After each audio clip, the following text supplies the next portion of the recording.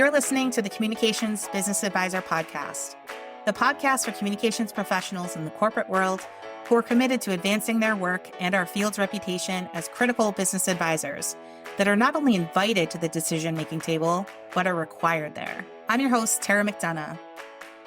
Hello, and welcome to another episode of the Communications Business Advisor podcast, the podcast that helps us all advance in our continuous growth as business advisors.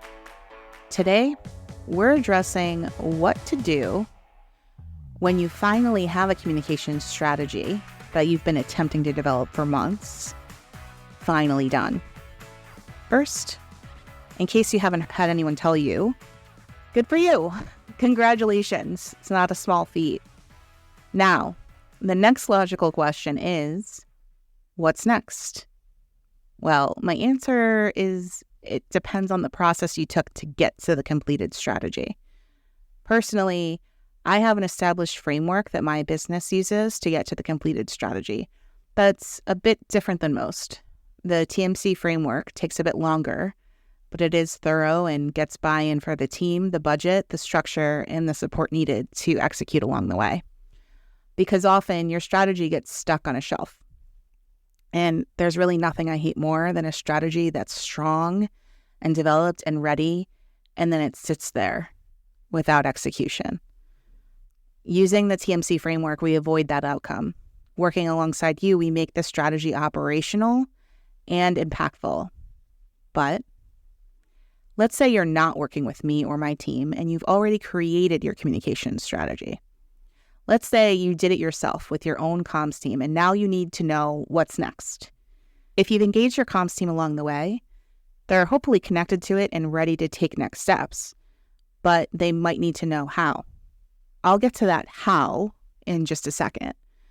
If you haven't engaged your team and did it on your own, or maybe with one other person on your team, your next step is to connect the whole team in with it and involve them in some level of iteration and give them also the significant weight of operationalizing it. You start by sharing it with them. And it's up to you how to do that. Whatever's normal at your company works. You could share it in advance and ask them to come to a meeting with questions, or present it and then have a follow-up meeting once they've digested it. Either way, have a series of meetings focused on the details. And always ask them to come with questions, and most importantly, suggestions for operationalizing the strategy. And I don't mean ask them to answer, how can we operationalize the strategy? They might actually get stuck on that question and need to know what you mean by that. So ask them more specific questions in terms of what you mean by that. Like, how can we track that we're progressing with the objectives with our everyday work processes?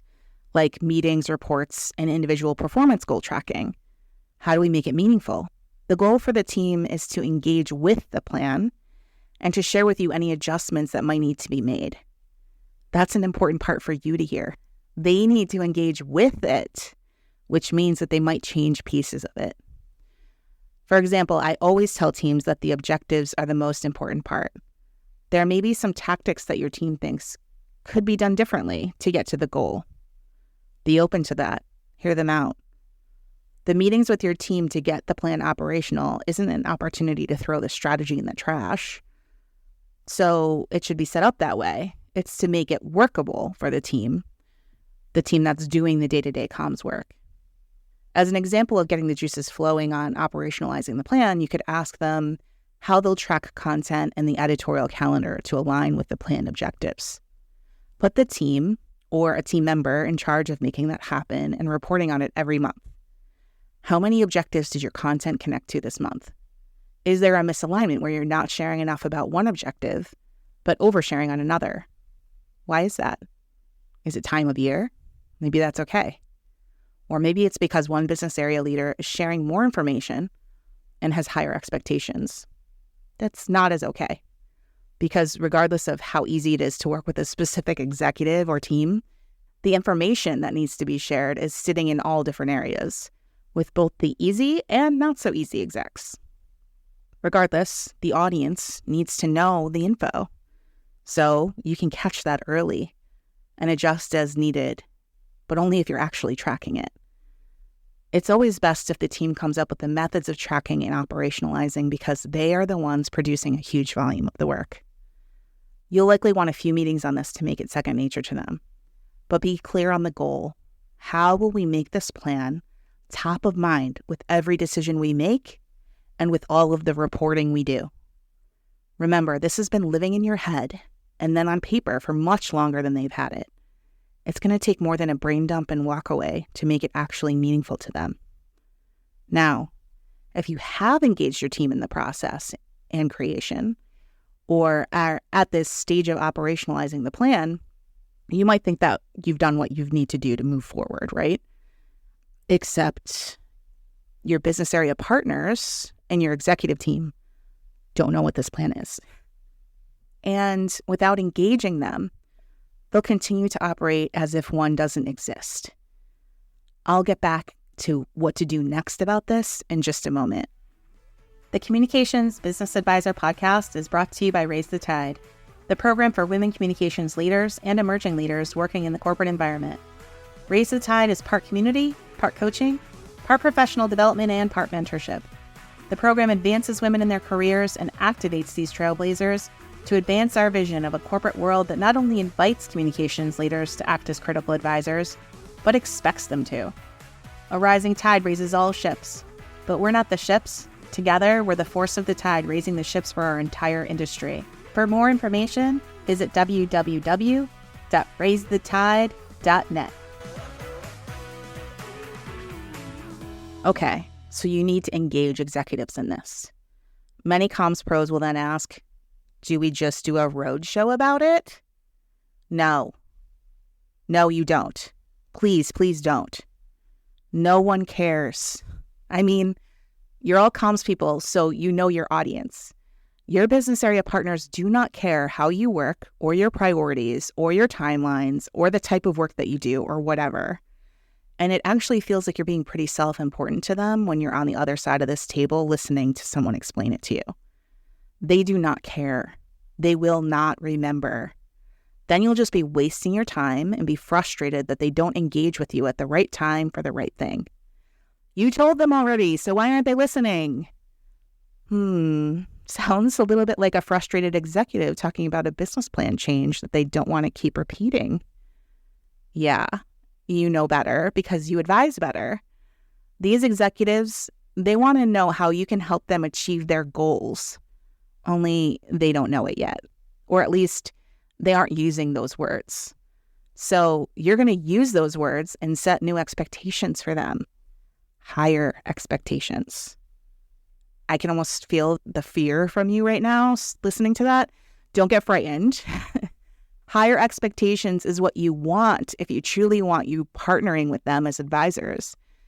And higher expectations doesn't mean more work. It means higher expectations for what that work will accomplish. So first, you get the executives aligned by showing them how you're going to support their specific business goals through communications. Yes, this is your long-term strategic comms plan. One thing that I personally do differently than most is that I engage them individually in this plan creation right from the start, alongside my communications client at the organization. It's one way that we use the TMC framework to get buy-in for the plan as it's created. It's not a heavy lift for the execs, but it engages them right at the right time. But if you haven't done this, if the first time they're seeing it is when it's already done, then you come into it sharing with them the real message, the one that will actually get their attention. You tell them that you're doing things differently this year, and you want to share how it will impact their business area. You share that you're shifting the way you partner with their team to help them achieve their business goals and want to connect with them on those goals. You want to share with them what you've laid out and see if you're missing anything critical in their business priorities. You've already looked for common denominators for the business in its entirety and aligned those common denominators in the comms plan. Yes, this approach does feel like it's open for edits, and it is. So wrap your brain around that. If you had met with them before sharing the big plan, I'd advise differently, but because it's created already, you now need their buy-in. So you need to be open to their thoughts. That said, start by telling them what you know about their business priorities. what you know about company priorities, then share with them how you put that to work in the communication strategic plan. Leave room for some changes because they may have something significant that you didn't know about before you met with them that needs to be factored in. This is why you need to be open to edits. Well, whatever they share with you, offer to think that over and then come back to them with how you'll integrate it. No need to respond in the moment. But remember, you do need their buy-in to make this successful. Then, when upset people on their teams threaten to escalate something because you're not doing work that they requested, you can say, okay, go ahead. Because you already have the leader's buy-in. They already see the advisor that you are, that you've considered the work proactively, and that you've aligned staff, resources, budget, and your team's focus appropriately. It doesn't mean that they won't keep fishing for more. Business leaders are going to be business leaders. But they will also hear you better when you suggest alternatives, like bringing in a freelancer or agency that you can manage if they give you budget, giving their team a self-service guide so they can do it themselves, or better yet, just agreeing with you and deferring to your guidance that it's not a priority. You go to that leader directly and you talk with them about how you've addressed their needs and how your priorities are connected to their priorities. You are a team. It is not a roadshow. A roadshow implies you're telling people things about you and how you work. It's an informational session. That's the goal of a roadshow. This is not that. This is engagement and socialization. It means that you are open to hearing that you missed something important to them. It means that you are open to edits, not fundamental changes that throw the strategy in the trash because the leader doesn't like all of its components. And by the way, if that's their reaction, I'd have serious concerns about the strategy in the first place. It's more about talking with them about what you know is critical for them and how you've proactively aligned resources and planned for partnership on those things so that you can help them achieve their goals. I tell my clients that we don't ask them things like how many times they want to have a town hall meeting or if they want a newsletter for their team. I don't care, and neither should you. I get laughs or smiles when they say that to my comms clients, but it's true. I don't care, and neither should you. Our focus is on understanding their business goals and then creating the comms plan that aligns with those goals. We will tell them if they need town halls and how often, or if they need to do external speaking or some sort of thought leadership and how, because we are the comms experts. Asking them for their thoughts on how often they want to communicate and how is like asking a dentist to hand you the drill so you can fill your own cavity. Here's what this looks like in comms planning. If you're on the external side, you might hear that product launches or geographic or industry expansions are coming this year. And by the way, you might need to ask flat out if these are plans and why you're asking, because they might be close to the vest on that. But if you know the business priorities, the comm strategies that align with those things are going to come to you pretty simply. Those business priorities that I mentioned will result in a very different comms plan than if your goal was to go public or attract investors or get sold or reduce overhead, aka improve existing efficiency. On the internal side, it might mean knowing that you will have a company restructuring or new benefits that might not go over so well with your employees, or it might mean a massive hiring spree. All of those goals mean something very different for the internal comms priorities. Or when you consider both internal and external, if you have a mergers and acquisition strategy, there are quite a few things that you have to prepare for internally, like engaging new employees in the company. And then also externally, you have to prepare for the communication of the actual merger or acquisition. This is why I tend to do this with my comms clients up front. We gather information and then we go meet with executives together to talk through what we know and where we have gaps. Then we come to them with a proactive communication strategic plan. And I'm telling you, the way that they look at you, it's different. They start paying attention in a way that they didn't before. And part of this is because you have a third party in the room. They start looking at you better. Now, don't be surprised if this requires 2 conversations. The first one to socialize your plan and get feedback, and the second to make adjustments and then share your changes. But also, it could just mean a rubber stamp at this point until they start seeing how the rubber meets the road in a different way. And by that, I mean that when you start doing the work differently, guiding people to do the work in a different way, and even reporting on results, things get different. Just because they endorse it in a room, it doesn't mean it's meaningful to them yet. You're going to have to keep going with the change management and keep regrounding them in the plan and the resources required to get there. They're not going to love every step. They won't.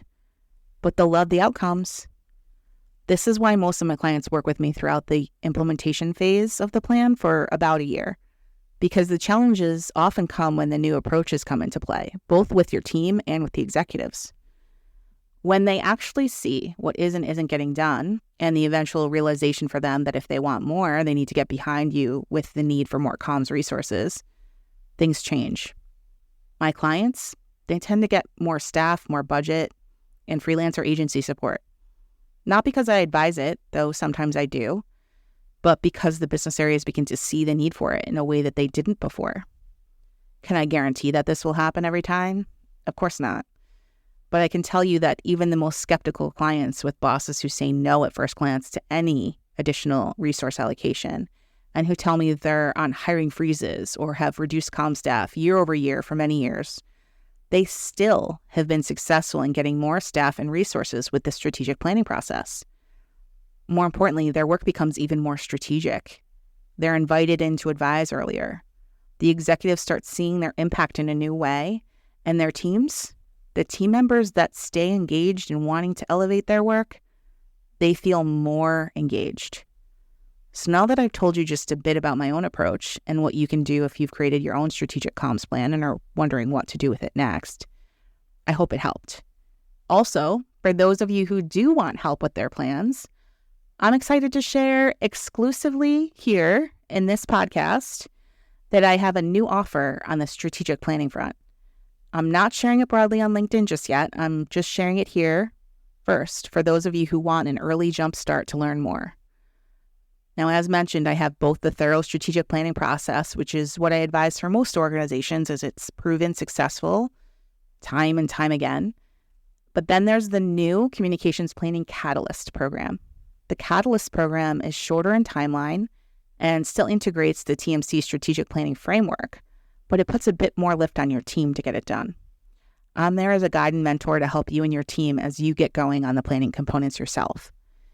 If you're interested in knowing more about either the thorough TMC Communications Strategic Planning Program or the Communications Planning Catalyst Program, reach out and we'll set up some time to talk. I'm currently booking out until January, but if we talk now, there's a bit of wiggle room to get started with some pieces earlier. You can reach out to me on my website at taramcdonough.com, link in the show notes. Until next time, keep advising. And if you like this podcast episode, please leave a rating or a review. We can ignite a movement when we share a message. Bye. If you're interested in working with me to advance your work and your team's reputation as critical business advisors, never order takers, check out taramcdonough.com. Thanks for listening to the Communications Business Advisor podcast. If you found this episode helpful, please leave a rating or a review. It helps people find us, and we can't ignite a movement without sharing the message. See you next time, where we'll continue to do the work to elevate our field's reputation and elevate the careers of the people in it.